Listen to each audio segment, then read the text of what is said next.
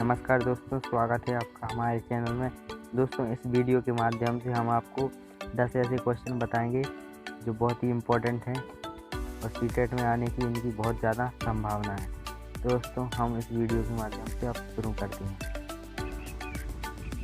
तो दोस्तों, पहला क्वेश्चन है, इनमें से कौन सा कारक अधिगम को अभिप्रेरित करने वाला है? पहला है बाह्य कारक, दूसरा है विफलता से बचने के लिए प्रेरणा, तीसरा है लक्ष्यों को प्राप्त करने पर व्यक्तिगत संतुष्टि, चौथा है उपर्युक्त में से कोई नहीं। दोस्तों, आपको 5 सेकंड का टाइम है।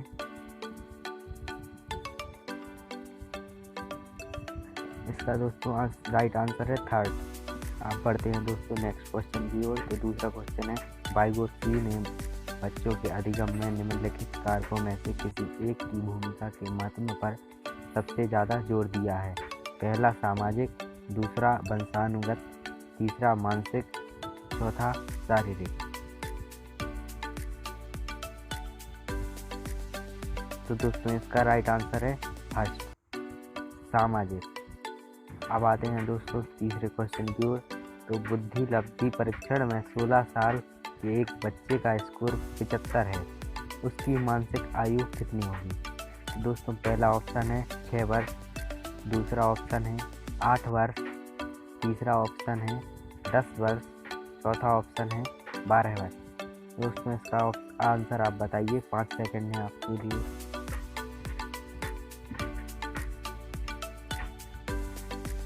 तो दोस्तों, इसका राइट आंसर है चौथा, 12 वर्ष। अब आते हैं दोस्तों नेक्स्ट क्वेश्चन की ओर, फोर्थ पर। निम्नलिखित में से कौन सा विकल्प विद्यालय आधारित मूल्यांकन के आधार पर सही है?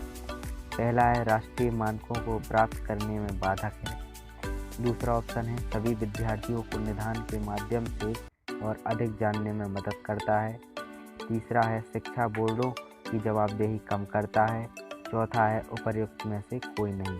दोस्तों, इसके लिए आपको 5 सेकंड का टाइम है। तो दोस्तों, इसका राइट आंसर है सेकंड, सभी विद्यार्थियों को निदान के माध्यम से और अधिक जानने में मदद करता है। अब दोस्तों, इसके बाद बढ़ते हैं हम अपने नेक्स्ट क्वेश्चन की ओर, क्वेश्चन नंबर 5 की ओर। दोस्तों, बच्चे कैसे सीख सकते हैं? निम्नलिखित में से कौन सा विकल्प इस संबंध में सत्य नहीं है?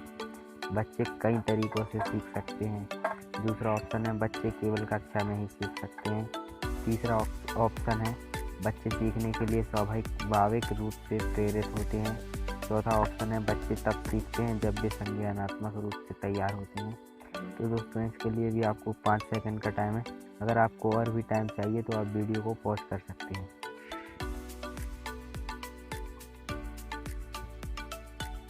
तो दोस्तों, इसका आंसर है सेकंड, बच्चे केवल कक्षा में ही सीख सकते हैं। अब दोस्तों, बढ़ते हैं नेक्स्ट क्वेश्चन की तरफ।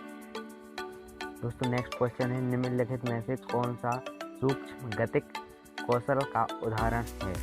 दोस्तों, पहला ऑप्शन है यहाँ पर कूदना, दूसरा ऑप्शन है लिखना, तीसरा ऑप्शन है दौड़ना, चौथा ऑप्शन है चढ़ना।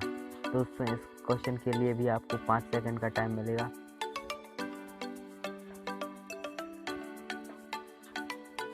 दोस्तों, इसका सही उत्तर है सेकंड, लिखना। अब दोस्तों, हम यहाँ पर अपने 7th क्वेश्चन की ओर बढ़ते हैं।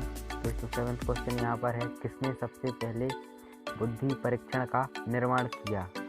पहला ऑप्शन है डेविड वेक्सलर, तो दूसरा है चार्ल्स डार्विन, तीसरा है रॉबर्ट स्टर्नबर्ग, चौथा है अल्फ्रेड बिने।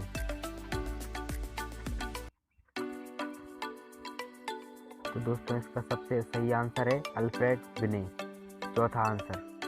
अब दोस्तों, हम यहाँ पर नेक्स्ट क्वेश्चन की ओर बढ़ते हैं, क्वेश्चन नंबर 8 पर। एक विकलांग बच्चा पहली बार विद्यालय आता है, तो एक शिक्षक को निम्नलिखित में से क्या करना चाहिए? पहला ऑप्शन है उसकी विकलांगता के अनुसार उसे एक विशेष स्कूल में भेजना चाहिए, दूसरा ऑप्शन है अन्य छात्रों से उसे दूर रखना चाहिए, तीसरा सबसे पहले एक प्रवेश परीक्षा का संचालन करना चाहिए, चौथा ऑप्शन है सहयोगी योजना विकसित करने के लिए बच्चे के अभिभावक के साथ चर्चा करनी चाहिए। दोस्तों, इसका राइट आंसर है चौथा। अब दोस्तों, नेक्स्ट क्वेश्चन की ओर बढ़ते हैं। 2 विद्यार्थी भाषा सीख रहे हैं, एक शिक्षार्थी जो अपनी मातृभाषा सीख रहा है और दूसरा शिक्षार्थी उसी भाषा को दूसरी भाषा के रूप में सीखता है। दोनों किस प्रकार की गलतियां समान रूप से कर सकते हैं? पहला ऑप्शन है अति सामान्यीकरण, दूसरा है विकासात्मक, तीसरा है सरलीकरण, चौथा है उपर्युक्त 1, 2 और 3 में से कोई नहीं।